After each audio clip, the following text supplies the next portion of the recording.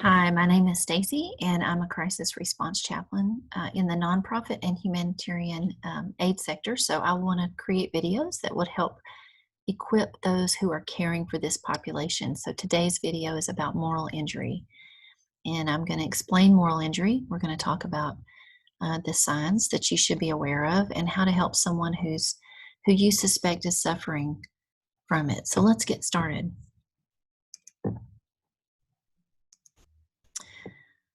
First, we've all experienced episodes of moral dissonance or even moral dilemmas in life. Dissonance happens when our internal sense of what's right and wrong are in conflict. A moral dilemma is when people are forced to choose or to act against one moral good at the expense of another. So, moral dissonance and even moral dilemmas, they're not necessarily bad or harmful. They can be frustrating and very limiting. They may lead to misunderstandings and distancing, especially, in team situation or relationships where people question decisions that are made. But really, dissonance, this kind of dissonance, and even these moral dilemmas are all part of the normal fabric of life. And, uh, living and serving in a very diverse world. Now, here's a current example. So think about this. You have a worker and their family, they live and serve in a developing nation where there is a large socioeconomic gap. They don't live opulently, they live in that apartment on the top there, but their standard of living far exceeds the people they serve. The local people typically live in places like you see in the picture below. So, on a day to day basis, this family, this worker is feeling that sense of dissonance, that conflict. It's an internal stress, especially as they see the injustice and the inequity around them, where people often go without basic necessities. And just imagine how this feeling is heightened in times where there's even greater disparities, when resources are stretched. And so, like now, where we're having a pandemic, a global pandemic. Um, Now, a moral dilemma occurs from this dissonance when let's say this worker has to make a decision whether to stay in this community or go home. If they stay in the community, their own ability to get supplies and even adequate medical care for themselves or their family could be severely limited. If they go home, their home country, they have access to plenty of supplies that they need and good medical care. So they're facing a moral dilemma what to do. I mean, it could be that if they stay, they or their family, their life or their well-being could be at risk. Um, but what if the worker is a healthcare worker, a doctor whose skills are in great demand and who staying in this country could actually save lives? But what if, on the other hand, there's also an epidemic in their home country? And if the worker chooses to stay, they could save lives in the community they serve. But if they go home, they could certainly be put to good use there as well. And so they're struggling to know what to do. Um, and maybe ultimately they're not even allowed to make the decision. Maybe their organization makes the decision for them and they are forced to return home. So that dilemma then has all the potential to become an actual moral injury. So, moral dissonance, we live with that on a day to day basis. Moral dilemmas, we face those often. Um, they can lead to actual moral injury if not attended to properly. These are what I call soul bruises. Okay. Now, these type of dilemmas like this worker faced, they are fraught with spiritual challenges as well, especially for people of faith who making these decisions. There's a lot of spiritual meaning behind the decisions that they have to make. All right, so what is moral injury? This term, it was first coined with military veterans. It's commonly referred to as a soul wound, a wound of the soul.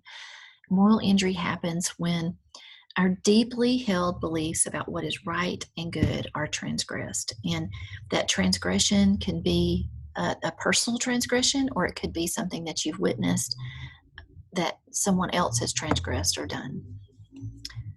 When we identify moral injury, it's really important not to focus on judging the person's actions as being right or wrong. Really, we just need to recognize the event and the impact that it's had on the person. That's what we're looking for when we're trying to assess for moral injury.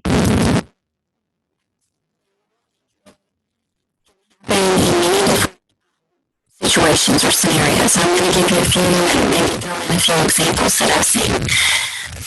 The first one would be if someone is forced to do something or to submit to something that they believe is wrong. So in that last case scenario, the workers who, let's say their organization says, you have to come home. And let's say they don't have a family there, it's a doctor, and she wants to stay in her community and serve. And her organization says, nope, too dangerous, we're bringing you home. And so in that situation, she's forced to come home. And maybe she feels very strongly morally that that is wrong. This also can happen where we're finding out now that many survivors of childhood abuse suffer moral injury because the thing done to them was something that never should have been done by someone they trusted. Maybe they were forced to act in a way that harmed them, or later we're going to talk about when things are done to someone. But when someone's prevented from doing the right thing, they can also experience moral injury, and this could be because of they are prevented by force or coercion or policy or whatever, but in some way or other they themselves are prevented from doing the thing that they know. Maybe it's fear, maybe they're afraid to help in a situation or do something, and they struggle with that guilt.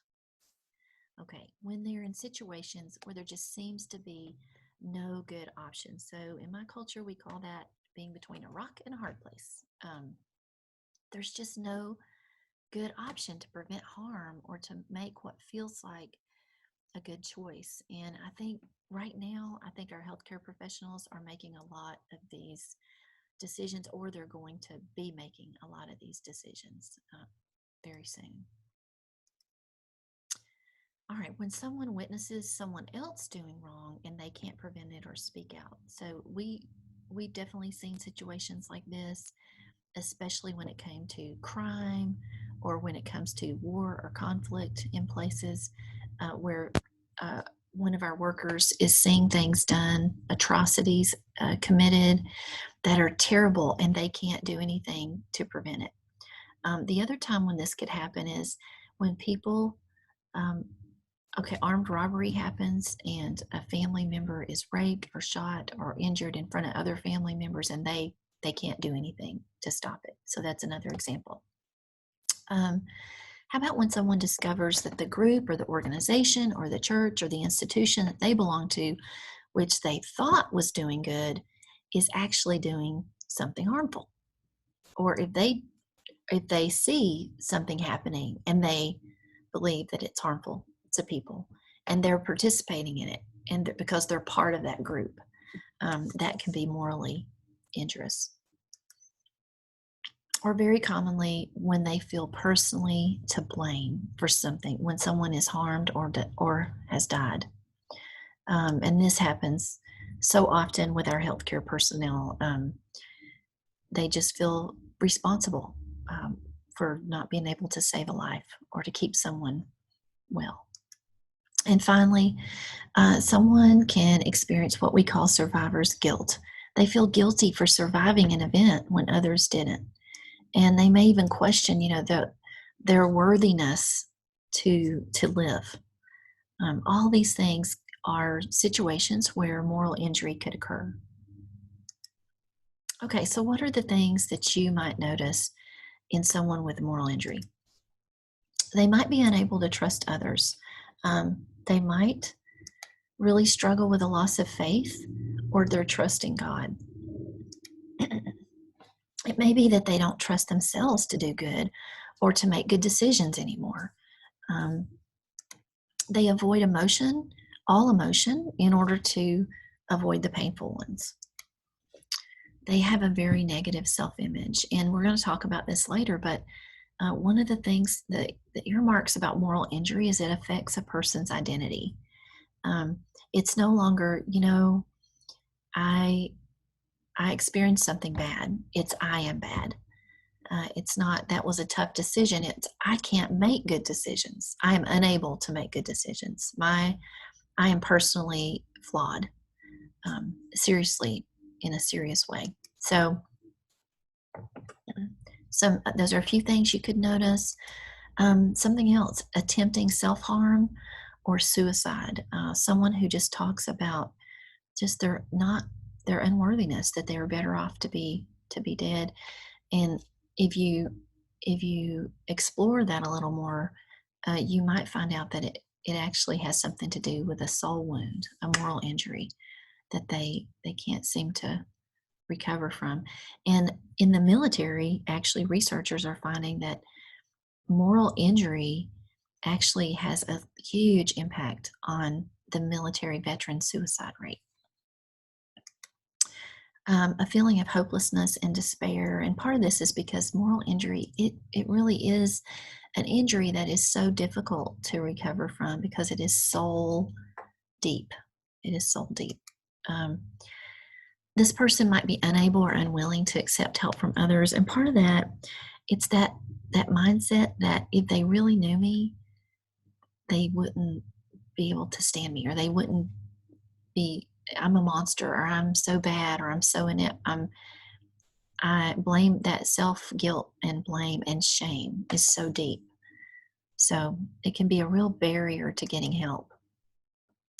And then just not being able to accept forgiveness from themselves, to forgive themselves if they were part of the transgression, or to receive forgiveness from God.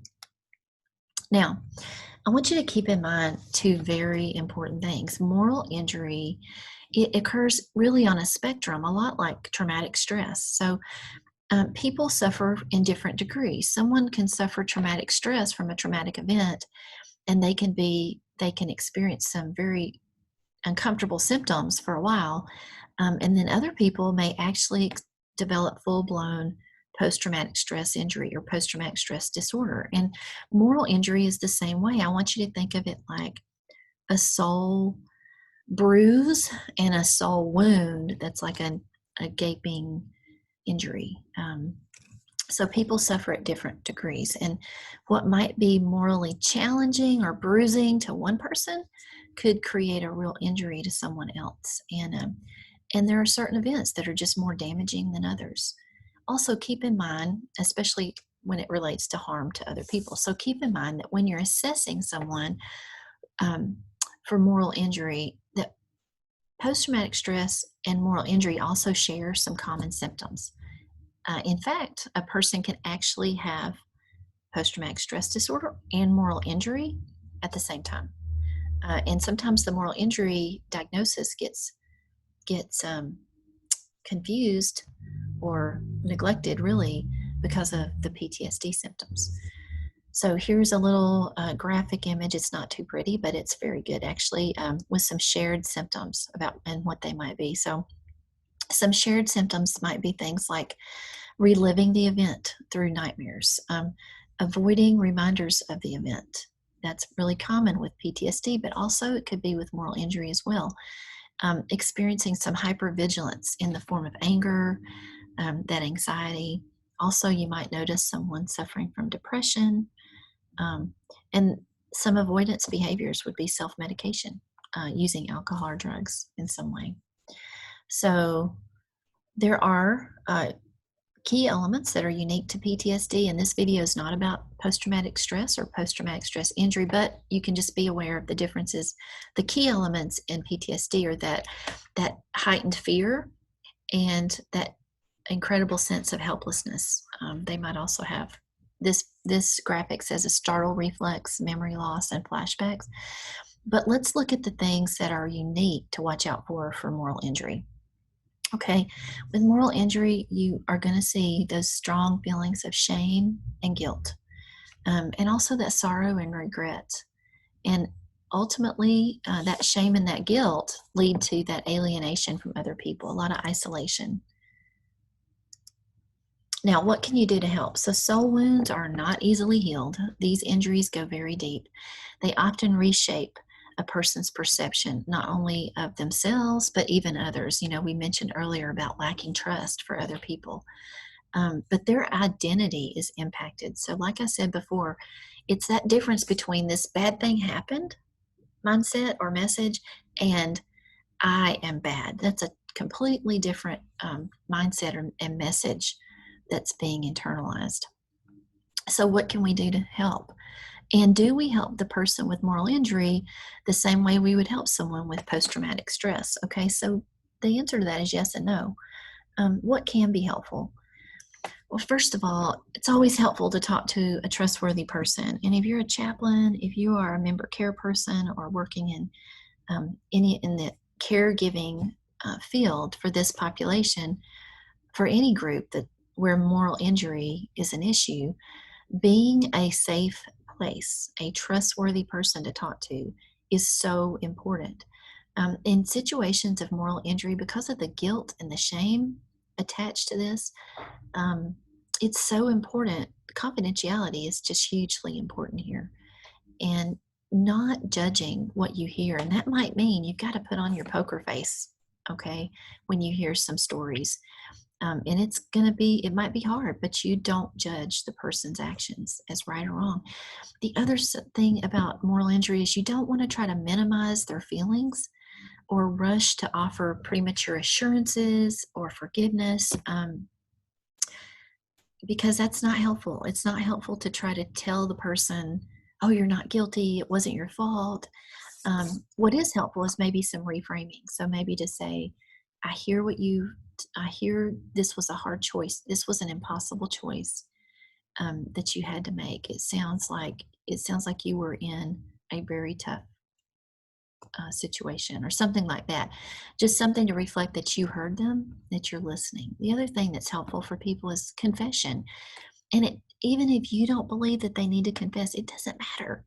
What matters is what they believe. And confessing to someone who represents moral or spiritual authority to them, and that could be a chaplain, that could be a priest, a pastor, a rabbi, just someone in that they see as a spiritual authority. Now, another thing that's helpful is a biblical understanding of forgiveness, and then learning how to apply that to themselves, to others, and really to begin to accept forgiveness from God and from themselves. And that takes time, and that should not be something that we rush people into or we try to push on them, but it takes time. Okay, 4 more things. Making amends whenever possible, or restitution. So that can be super important and helpful to someone's healing, but they may not be able to do that personally. They might not be able to go back and make restitution to a community or to people that they feel that they've wronged. But there might be something they can do as a substitute that feels helpful to them. And that kind of goes along with serving others too. Not as a way to give back, as if you're trying to earn forgiveness, but really just to encourage a sense of meaning and purpose in life. So serving others, reconnecting, because connection is often lost with people who suffer from moral injury. It's because of that withdrawing, the shame and the guilt that force people into isolation and alienation from others. And so just helping them to reestablish connections and reestablish relationships that maybe have been strained. And finally, I can't stress enough with moral injury the power of ritual and ceremony. Okay.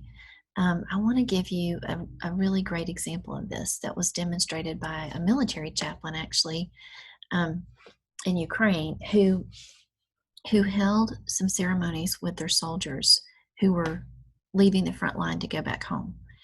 And he gave the soldiers slips of paper and asked them just to spend a few minutes writing down some of the terrible things that they witnessed in the war zone, and maybe even some things that they had done or they had seen. And they did this, and then he gathered them at a cross.